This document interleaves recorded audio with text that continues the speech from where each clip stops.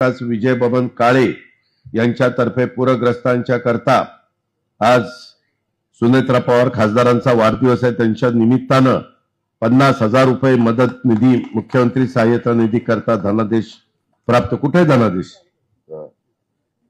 द्या, कुठे या काळे सरकार या।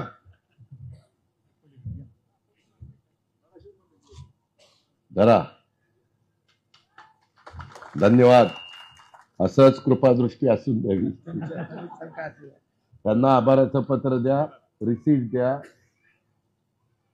मित्रांनो, आपली बांधव तिथं खूप अडचणीमध्ये आहेत, त्याच्यामुळे तिथली दिवाळी देखील त्यांची चांगली व्हावी त्याच्याकरता आम्ही निधी देतोय, त्यांना मदत करतोय।